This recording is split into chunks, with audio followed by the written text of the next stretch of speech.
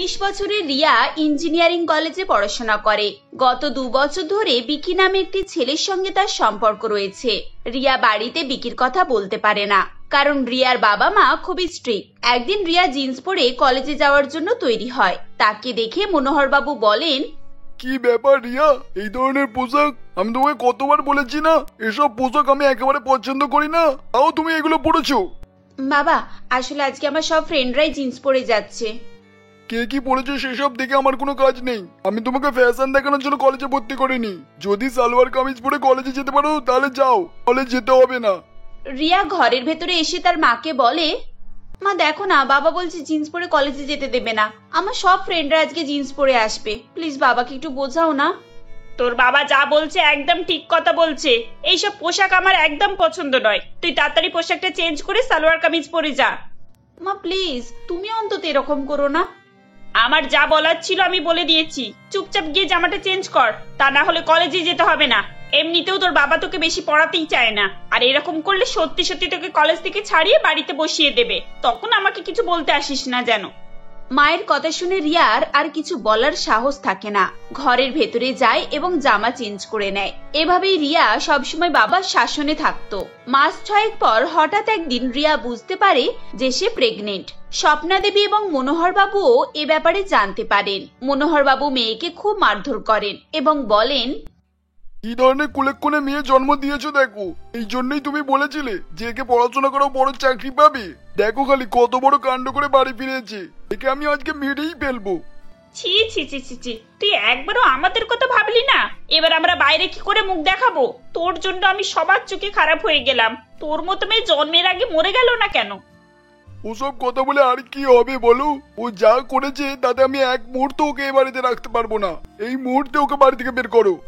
মা বাবার কথা শুনে রিয়া হাত জোড় করে কাঁদতে কাঁদতে বলে, মা প্লিজ আমার কথা শোনো, আমাকে এভাবে বাড়ি থেকে তাড়িয়ে দিও না। আমি এখন কোথায় যাব বলো? প্লিজ মা, আমার সাথে এরকম করো না। একবার তোমরা বিকির সাথে কথা বলো, বিকি খুব ভালো ছেলে, ও আমাকে কখনোই ফেলে যাবে না। আমি কারোর সঙ্গে কথা বলতে পারবো না। তুই কি করবি না করবি নিজের রাস্তা নিজে দেখে নে। আমরা তোকে আর এক মুহূর্তে এই বাড়িতে ঠাঁই দিতে পারবো না। এক্ষুনি বেরিয়ে যা, চোখের সামনে থেকে দূর হয়ে যা তুই। রিয়া অনেক কান্নাকাটি করার পরও স্বপ্না দেবী এবং মনোহর বাবুর মন গলে না। তারা তাকে বাড়ি থেকে বের করে দেয়। ব্যাগ হাতে নিয়ে রিয়া রাস্তায় বেরিয়ে পড়ে। তার কোনো যাওয়ার নির্দিষ্ট ঠিকানাও ছিল না। স্টেশনে পৌঁছে সে বিকিকে ফোন করে আর বলে, বিকি তুমি কোথায় আছো? প্লিজ একবার স্টেশনে আসো, তোমার সাথে আমার অনেক কথা আছে। কি ব্যাপার রিয়া, এমনিতে তো তুমি আমার সঙ্গে কথা বলতে চাও না, আজকে তুমি আমাকে নিজে থেকেই ডাকলে। আমার কথা খুব মনে পড়ছিল বুঝি? ওয়েট করো, আমি 2 মিনিটে পৌঁছাচ্ছি। কিছুক্ষণের মধ্যেই বিকি স্টেশনে এসে উপস্থিত হয়। রিয়া তাকে বলে, বিকি তুমি এসে গেছো? দেখো কি হয়ে গেল, বাবা মা আমাকে বাড়ি থেকে তাড়িয়ে দিয়েছে। এখন আমি কোথায় যাব বলো? বিকি প্লিজ তুমি কিছু একটা করো। কি হয়েছে রিয়া? আঙ্কেল আন্টি এইভাবে তোমাকে তাড়িয়ে দিল কেন? কিছু সমস্যা হয়েছে? আমাকে বলো। দেখো আমি প্রেগনেন্ট, আর এই কথাটা বাবা মা জানতে পেরে গেছে। তুমি এখন বলো আমি কি করব? তুমি কি বলছো রিয়া? মানে এবার কি হবে? কি হবে মানে কি বিকি? এটা আমাদের সন্তান, আমরা একে পৃথিবীতে আনবো।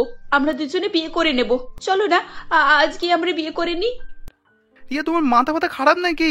তুমি জানো আমি তোমাকে এখন বিয়েও করতে পারবো না। এসব কথা যদি মা জানতে পারে কি হবে জানো? না না, আমি তোমাকে বিয়ে করতে পারবো না। বিকি আমি এখন তাহলে কি করব? বাবা মা তো আমাকে বাড়ি থেকে বের করে দিয়েছে। এখন তুমিও যদি আমাকে স্বীকার না করো তাহলে আমার তো মরা ছাড়ার কোনো উপায়ই থাকবে না। আমি এখনো পড়াশোনা করছি রিয়া, এসব ঝামেলা আমি জড়াতে চাই না। তোমার যা ইচ্ছা তুমি করো। তোমার বাবা মাই তোমার সঙ্গে সাথ দেয়নি, তাহলে আমি কেন শুধু শুধু তোমার বিষয়ে মাথা ঘামাবো? প্লিজ আমাকে এসবে জড়িও না। তুমি এটা কি করে করতে পারো বিকি? তুমি জানো আমি কি বিপদের মধ্যে আছি, আর তুমি আমাকে এইসবে ছেড়ে চলে যেতে চাইছো? শুধু নিজের কথাটাই ভাবছো তুমি। আমি কিছু জানি না রিয়া, তুমি যা ইচ্ছা তুমি তাই করো। এই বলে বিকি সেখান থেকে চলে আসে। নিরুপায় হয়ে রিয়া স্টেশনে বসে বসে কাঁদতে থাকে। কি করবে না করবে তার মাথায় কিছুই আসছিল না। সে স্টেশনে আসা ট্রেনের উপরে উঠে পড়ে এবং বোলপুরে নেমে যায়। এক রাত স্টেশনে কাটিয়ে সে একটি অনাথ আশ্রমে গিয়ে উপস্থিত হয়। সেখানেই সে থাকতে শুরু করে। এভাবেই প্রায় 2 মাস কাটার পর এক রাতে রিয়ার খুব পেটে ব্যথা হয়। মাগো খুব পেটে লাগছে, কিন্তু এরকম ব্যথা তো হওয়া উচিত নয়। এখন কেন এরকম হচ্ছে? এখন আমি আর পারছি না। আমাকে একবার ডাক্তারের কাছে যেতেই হবে।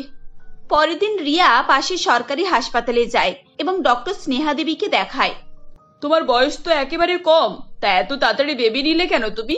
বিয়ে কতদিন হয়েছে? আর তোমার হাজবেন্ড সঙ্গে আসেনি কেন? ডক্টর স্নেহা দেবীর কথা শুনে রিয়া কেঁদে ফেলে।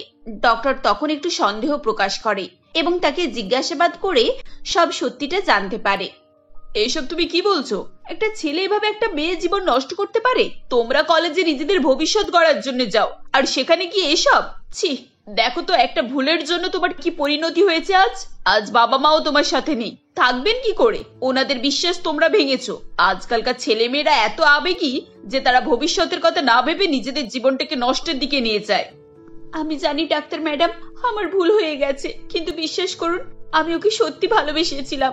আমি জানতাম না ও আমাকে ছেড়ে চলে যাবে। কি আর বলবো বলো, দোষ যখন করেই ফেলেছো এখন তো তার মাসুল দিতেই হবে। এখানে কি তোমার কোনো আত্মীয় রয়েছে? তুমি কাদের সঙ্গে থাকো এখন? এখানে আমার কোনো আত্মীয় নেই ম্যাডাম। আমি তো এই জায়গাটায় আগে কখনোই আসিনি। সেদিনে ট্রেনে চেপে যেখানে খুশি যেতে চেয়েছিলাম, এই স্টেশনে দেখলাম প্রায় সবাই নেমে গেছে, তাই আমিও নেমে গেলাম। স্টেশনের পাশে একটা অনাথ আশ্রম রয়েছে, আমি সেখানেই থাকি। তুমি অনাথ আশ্রমে থাকছো? এত ভালো একটা ব্রিলিয়ান্ট মেয়ে একটা ছোট্ট ভুলের জন্য আজ কি দশা দেখেছো? তুমি আজ থেকে আমার সঙ্গে থাকবে আমাদের বাড়িতে। আশা করছি ওখানে কোনো অসুবিধা তোমার হবে না। আপনার বাড়িতে? কিন্তু আপনার পরিবারের লোক আমাকে মেনে নেবে কেন? ও নিয়ে তুমি চিন্তা করো না, আমার পরিবারে কেউ নেই, আমি একাই থাকি। তুমি গেলে আমারও বেশ ভালো লাগবে। এমনিতেও একা একা খুব বিরক্তই লাগে। স্নেহা দেবী রিয়াকে তার বাড়িতে নিয়ে যান। এরপর থেকে রিয়া স্নেহা দেবীর সঙ্গেই তার বাড়িতে থাকা শুরু করে। রিয়া, তুমি এই রুমটাতে থাকবে, এটা আমার ছেলের ঘর, ও এখন এখানে নেই। কিন্তু আন্টি, আপনার ছেলে এসে গেলে সে কোথায় থাকবে? সে এখন 1 বছর আসবে না, তুমি ততদিন নিশ্চিন্তে থাকো। আর শোনো, এই বাড়িটাকে পুরো নিজের বাড়ির মতোই মনে করবে। ফ্রিজে খাবার রাখা থাকে, যা খেতে ইচ্ছে হয় তাই খাবে। আর আমাদের কাজে সাহায্যের জন্য মিনু মাসি আছে, তুমি তাকে বলবে তোমার কি খেতে ইচ্ছে হয় সে বানিয়ে দেবে। কখনো কোনো কাজ থাকলে তাকেই বলবে, কেমন? আন্টি, আপনি আমার জন্য অনেক কিছু করেছেন, থ্যাংক ইউ সো মাচ। আপনি যদি এই সময় আমার সাথ না দিতেন তাহলে আমার বাচ্চা অনাথ আশ্রমেই মানুষ হতো। রিয়া, তুমি একটা খুব ভালো মেয়ে। আমি জানি যেটা হয়ে গেছে সেটা খুব খারাপই হয়েছে, কিন্তু তোমার সাহসিকতা আর তোমার মনের জোর দেখে আমার খুবই ভালো লেগেছে। অন্যান্য মেয়েরা হলে এই বাচ্চাটাকে অ্যাবর্শন করিয়ে দিত, কিন্তু তুমি তা করোনি। সত্যি তুমি অনেক ব্রেভ একটা মেয়ে। এভাবেই রিয়া একটি থাকার জায়গা পায় এবং মায়ের মতো ডাক্তারের ভালোবাসাও পায়। দেখতে দেখতে বেশ কিছুদিন কেটে যায়। স্নেহা দেবী রিয়াকে বলেন, রিয়া চলো আমরা একদিন একটু বাজার থেকে ঘুরে আসি, তোমার জন্য কিছু জামা কাপড় কিনবো আর তোমাকে একটা মোবাইল ফোন কিনে দেবো। Mobile phone? কিন্তু আন্টি, মোবাইল ফোন নিয়ে আমি কি করব? আমার তো কারোর সঙ্গে কন্ট্যাক্ট করার মতো কিছু নেই। এরকম বললে হয়? সবার কাছে একটা করে মোবাইল ফোন থাকা দরকার। আর আজকালকার যুগে কোনো মানুষই নেই যে তার কাছে কোনো ফোন নেই। তুমিও একটা কন্ট্যাক্ট নাম্বার আর ফোন নিয়ে রাখো, কখন কি দরকার পড়ে। না আন্টি, আমার মোবাইল ফোনের দরকার পড়বে না। আপনি ফোন করলে বাড়ির ল্যান্ড ফোনই কথা হয়ে যায়, আর কিছুই লাগবে না। এভাবেই রিয়া আর মোবাইল ফোন কেনে না। একদিন রিয়া বসে বসে বোর হচ্ছিল। কতদিন হয়ে গেল বাইরের কোনো খোঁজ খবরই পায় না। এখন তো টিভি দেখতেও ভালো লাগে না। এই বাড়িতে অনেক বই খাতা রয়েছে, যাই 1-2 গল্পের বই খুঁজি, অন্তত সময়টা কাটবে। রিয়া ঘরের ভেতরে সেলফে রাখা বইগুলো ঘাঁটতে শুরু করে।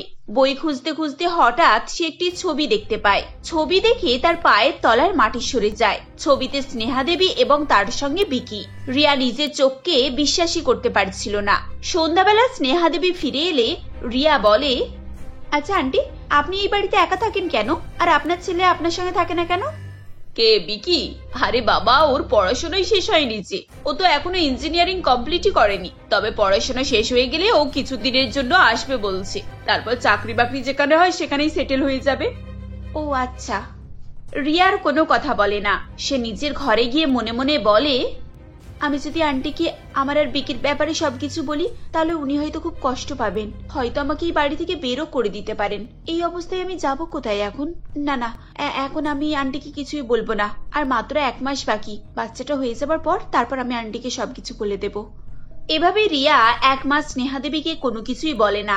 দেখতে দেখতে রিয়ার একটি ফুটফুটে ছেলে সন্তান হয়। স্নেহা দেবী বাচ্চাটিকে খুব আদর যত্ন করতে থাকেন। স্নেহা দেবী একদিন বাচ্চাটিকে নিয়ে আদর করছিল।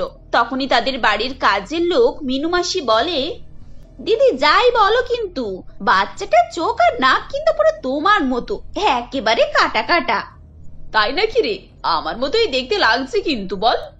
হ্যাঁ গো দিদি, তুমি ভালো করে দেখো, পুরো তোমার মতো চোখ আর নাক। তোমার যেমন কপালে তিল আছে, এই বাচ্চাটার কপালেও তো সে একই জায়গায় তিল গো।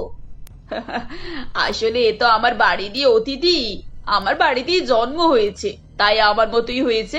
রিয়া, আমি ভাবছি পরের মাসে আমাদের এই ছোট্ট সোনার একটা অনুষ্ঠান করব।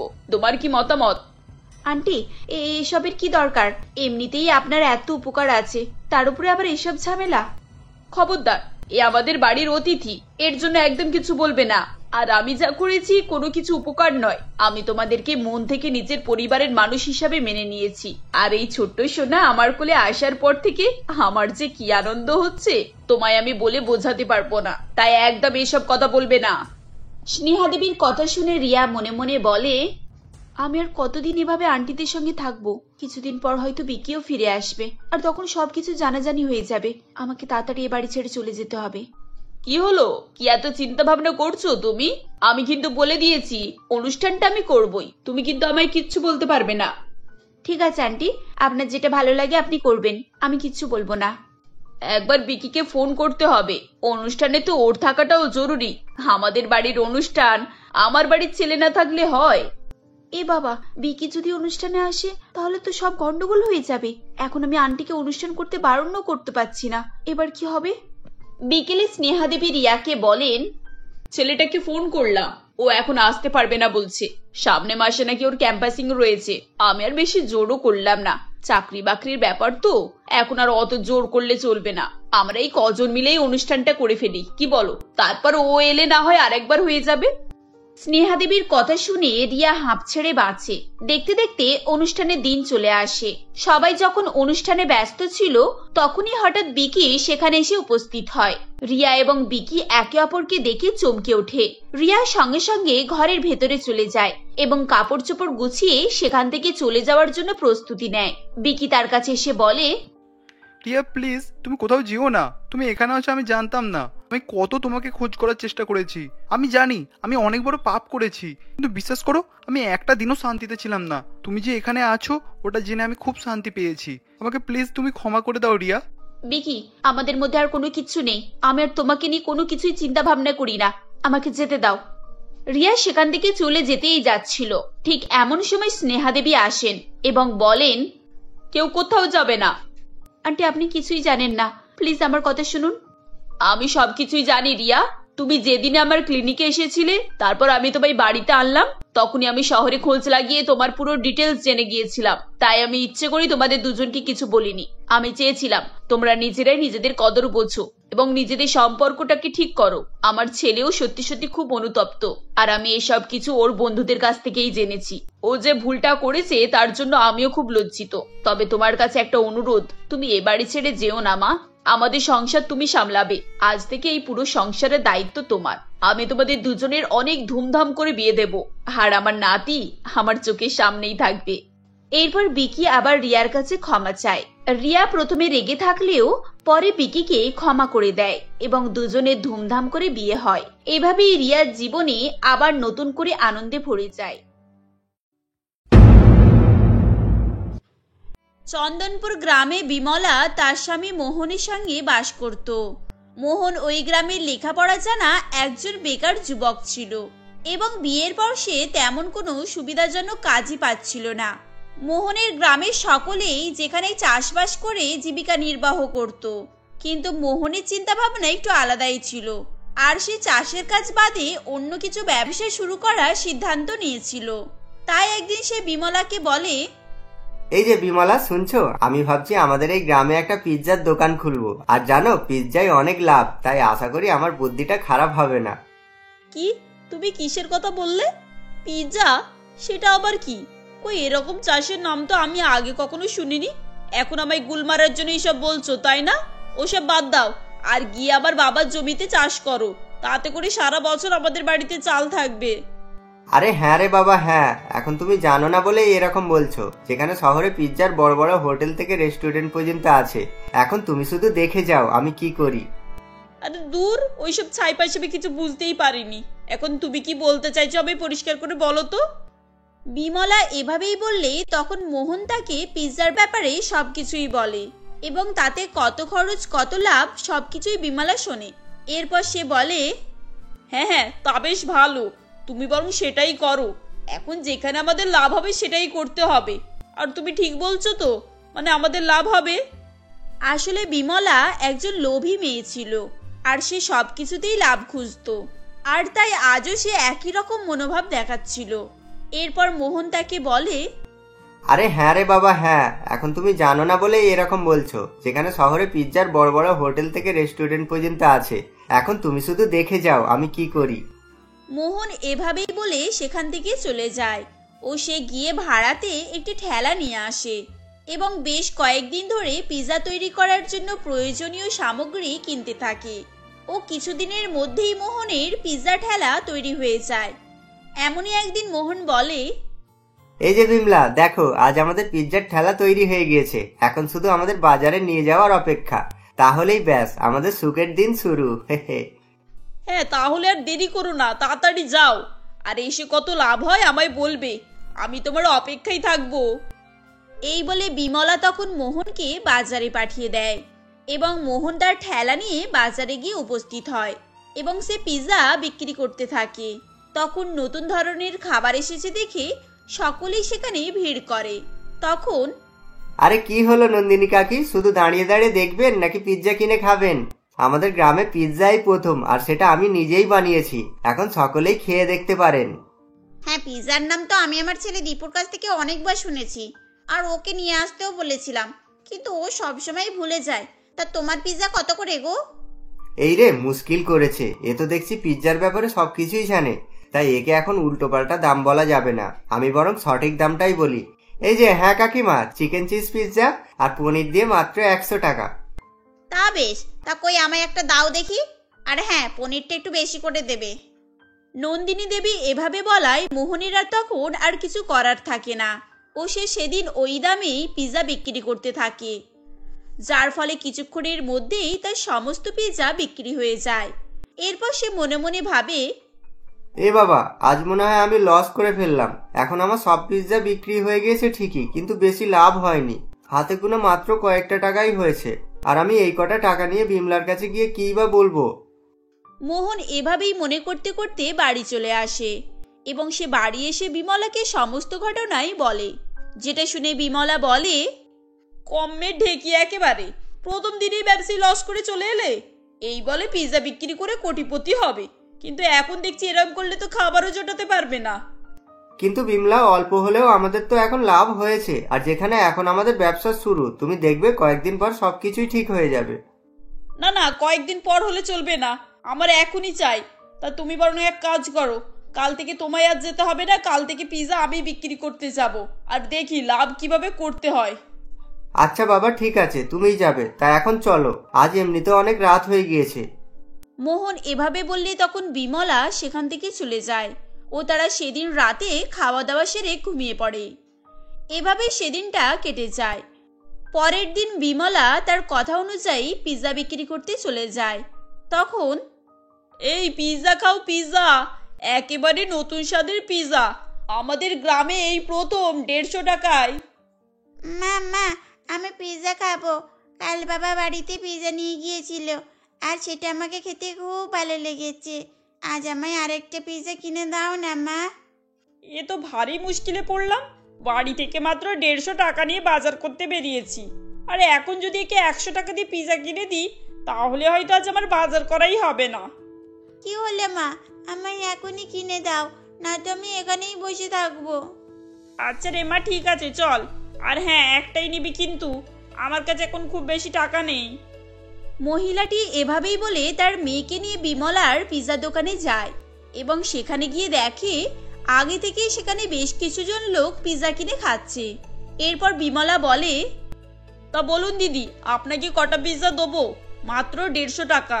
এখন সস্তার জিনিস বস্তায় ভরে নিয়ে যান, আর যেখানে একবার আমার পিৎজা খেলে সারাদিন কিছুই খেতে হবে না। হ্যাঁ, সে না হয় ঠিক আছে, কিন্তু দিদি তোমার কাছে তো দাম বেশি কেন? যেখানে কাল একটা দাদাবাবু কম দামে, মানে ওই 100 টাকাতে বিক্রি করছিল, আর সোনালির বাবা তো বাড়িতে গিয়ে সেটাই বলল। হ্যাঁ করছিল, তাতে আমার কি? কেউ যদি তোমাকে এখন ফ্রিতে দেয়, তাহলে কি আমাকেও ফ্রিতে দিয়ে যেতে হবে নাকি? দেখো দিদি, আমি 150 টাকাই নেব। এখন নিতে চাইলে নাও, আর না তো যাও। এ আবার কি মেয়ে রে বাবা, এ তো দেখছি সকলের সামনে মানুষজনকে অপমানে ফেলে দেবে। এখন বেশি কথা না বাড়িয়ে এটা নিয়ে চলে যায়, তাহলে সোনালি হয়তো চুপ হয়ে যাবে। মহিলাটি এভাবেই মনে করে বিমলার কাছ থেকে বেশি দাম দিয়ে পিৎজা কিনে নিয়ে বাড়ি চলে যায়। আর এভাবেই করে সেদিন বিমলার অনেক বেশি লাভ হয়। এরপর সে বাড়ি এসে মোহনকে সমস্ত ঘটনা বলে, যেটা শুনে মোহন বলে, আরে বাহ, তোমার তো দেখছি ভালোই বুদ্ধি আছে। তুমি প্রথম দিন গিয়েই দ্বিগুণ টাকা লাভ করে এসেছো, যেটা আমি 1 সপ্তাহ বিক্রি করলেও হয়তো করতে পারতাম না। হ্যাঁ, সেজন্যই তো তোমাকে যেতে মানা করলাম। এবারে তুমি দেখতে থাকো আমি কিভাবে আমাদের লাভকে দ্বিগুণ থেকে 4 গুণ করি। না, তোমার কথা বিশ্বাস করতেই হবে, কারণ তোমার সত্যিই বুদ্ধি আছে। তা কিভাবে করবে আমাকে একটু বলো না। আরে সেটা সাধারণ ব্যাপার। দেখো, আমরা পিৎজাতে নামি দামি পনির, চিকেন, চিজ আরো বিভিন্ন রকমের জিনিস দিয়ে থাকি। এখন এগুলো দেওয়া বন্ধ করে দিলেই তো আমাদের লাভ বেড়ে যাবে, তাই না? কিন্তু বিমলা, ওরকম করলে তো ওটা আর পিৎজা থাকবে না, ওতে শুধুই আটার রুটি পড়ে থাকবে, যেটাকে তুমি সস মাখিয়ে লোককে পিৎজা বলে দেবে বলছো। হ্যাঁ, এটাই তো ব্যবসা। এটা শুধু তুমি বুঝবে আর আমি বুঝবো, কিন্তু ওই বোকা গ্রামবাসীরা তো বুঝবে না। আর যেখানে পিৎজা কিভাবে তৈরি হয় সেটাই তো ওরা জানে না। হ্যাঁ, তাহলে ঠিক আছে, কিন্তু তবে একটু সাবধানে। এখন যদি তোমার এই ব্যাপারে কেউ বুঝে যায় তাহলে আমরা অনেক সমস্যায় পড়বো। এই বলে মোহন তখন ঘরের মধ্যে চলে যায়। এদিকে বিমলা তার পরিকল্পনা অনুযায়ী পরের দিন থেকে পিৎজার মশলা কম দিয়ে বিক্রি করতে থাকে, এবং সহজ সরল গ্রামবাসী এই ব্যাপারে কিছুই বুঝতো না, এবং বিমলার পিৎজা একই রূপে বিক্রি হতে থাকে। এভাবেই আরো কয়েকদিন কেটে যায়। এমনই একদিন সেখানে দীপঙ্কর নামের একটি লোক আসে ও সে বলে, আরে বাহ, আমাদের গ্রামে এখন পিৎজাও বিক্রি হচ্ছে। তা বেশ, আমি তো ভেবেছিলাম আমাদের গ্রাম অনেক পিছিয়ে আছে, কিন্তু এখন দেখছি এখানে শহরের মতোই খাবার পাওয়া যাচ্ছে। হ্যাঁ, তা পাওয়া যাবে না? তোমার দাদা শহরের নামি দামি হোটেল থেকে পিৎজা তৈরি করে শিখে এসেছে, বুঝলে? হ্যাঁ, সে তো দেখতেই পাচ্ছি। তা বৌদি, তুমি বরং আমায় একটা পিৎজা দাও। অনেকদিন পিৎজা খাওয়া হয়নি, আর আমাদের গ্রামে এসে যে পিৎজা দেখতে পাবো এটা আমি আগে ভাবিনি। এখন দেখছি একে কোনো মতেই ঠকানো যাবে না। তা আমি বরং এর পিৎজাটা একটু ভালো করেই করে দিই, যাতে করে এনা বুঝতে পারে। আচ্ছা ঠিক আছে দাদা, আপনি একটু দাঁড়ান, আমি দিচ্ছি। এই বলে বিমলা তখন পিৎজা তৈরি করতে থাকে। ঠিক তখনই সেখানে আরো একটি খরিদ্দার আসে, এবং বিমলা তাদেরকে আলাদা ও দীপঙ্করকে আলাদা পিৎজা তৈরি করে দেয়, যেটা দেখে দীপঙ্করের মনে সন্দেহ হয়। এবং খরিদ্দারগুলি চলে গেলে দীপঙ্কর বলে, এই যে বৌদি, এখন আপনি ওদেরকে আলাদা আর আমায় আলাদা পিৎজা দিলেন কেন? যেখানে ওরা আর আমার কাছ থেকে তো পিৎজার দাম একই নিলেন, তাই না? আরে সে তুমি বুঝবে না, আসলে ওরা পিৎজাতে বেশি কিছু খেতে পছন্দ করে না। আর তুমি তো জানোই 5 জনকে নিয়ে ব্যবসা করতে হয়, সেখানে যে যার পছন্দ তো আলাদাই হতে পারে, তাই না? বিমলা সেদিন এভাবেই দীপঙ্করের কথাকে হেসে উড়িয়ে দেয়, এবং দীপঙ্করের তার প্রতি সন্দেহ হয় ও সে পরের দিন অন্যরকম সেজে বিমলার দোকানে আসে এবং বলে, এই যে বৌদি, আমায় একটা স্পেশাল পিৎজা দিন তো। আর হ্যাঁ, পিৎজাতে কোনো কিছুই না কম হয়। হ্যাঁ, তা তোমাকে এক্সট্রা কি দিতে হবে শুনি? হাতির মাথা দিতে হবে? যত সব, শুধু শুধু দোকানদারের মাথা গরম করতে এসেছে। আরে রেগে যাচ্ছ কেন বৌদি? আমি কি এখন কিছু ভুল বললাম নাকি? আর যেখানে আমি শুনেছি এখানে পছন্দ মতোই পিৎজা পাওয়া যায়, আর আপনার কাছে তো সবকিছুই আছে, তাই একটু একটু করে দিয়ে দিন না। না, পছন্দ মতো পাওয়া যায় না, টাকার পরিমাণ মতো পাওয়া যায়, বুঝেছো? এখন 150 টাকায় তাজমহল পাবে নাকি? সকলে যেটা পাচ্ছে তুমিও সেটাই পাবে। বিমলা এভাবেই বলে দীপঙ্করকে রুটির উপরে শুধুই সস দিয়ে পিৎজা দিয়ে দেয়, যেটা দেখে দীপঙ্কর আর থাকতে না পেরে সে আসল চেহারায় ফিরে আসে এবং বলে, আমি তোমার দোকানে প্রথম এসেই বুঝে গিয়েছিলাম যে তুমি নিশ্চয়ই কোনো খিচুড়ি পাকাচ্ছ। তাই এখন আমায় চিনতে পেরেছো তো, নাকি সকলের সামনে তোমার সত্যিটা বলবো? হঠাৎই দীপঙ্করের আসল চেহারা দেখে বিমলা ভয় পেয়ে যায়, কারণ সে দীপঙ্করকে আগে থেকেই চিনত। এরপর সে দীপঙ্করকে কাছে ডেকে বলে, দেখো দীপঙ্কর দা, তুমি প্লিজ এরকম কিছু করো না। আমাদের এটা করেই সংসার চলে, আর তুমি যদি এখন সকলকে আমার সত্যিটা বলে দাও তাহলে হয়তো এই গ্রামের কেউই আমার কাছ থেকে আর পিৎজা খাবে না। এখন তুমি প্লিজ আমায় ক্ষমা করে দাও। না, তোমাকে কিছুতেই ক্ষমা করা যাবে না, কারণ তুমি স্বার্থের জন্য গ্রামের বোকার লোকদেরকে ঠকিয়ে এসেছো। এখন তোমাকে তোমার এই কর্মের জন্য শাস্তি পেতেই হবে। না না, দয়া করে তুমি এরকম করো না আমার সঙ্গে। তুমি এখন যেটা বলবে আমি সেটাই শুনবো। বিমলা তখন এভাবেই কান্নাকাটি করতে থাকে, যেটা শুনে দীপঙ্করেরও তার প্রতি মায়া হয়। এরপর সে বলে, হ্যাঁ, তবে তোমাকে ক্ষমা করতে পারি, কিন্তু একটা শর্তে। এখন থেকে তোমাকে লোককে ঠকানো বন্ধ করতে হবে আর সৎভাবে পিৎজা বিক্রি করতে হবে। আর যদি এটা করতে পারো তাহলেই আমি তোমাকে ক্ষমা করব। দীপঙ্করের কথা শুনে তখন বিমলা তার সব শর্তেই রাজি হয়ে যায়। এরপর সে দীপঙ্করের কথা মতোই চলতে থাকে এবং এখন সে আর লোককে ঠকাতো না। ও তার পিৎজা ঠিকঠাক মানেই বিক্রি করত, যার ফলে ওই গ্রামের সকলেই খুশি ছিল। আর এভাবেই তারা সকলে মিলে হাসি খুশিতে বসবাস করতে থাকে।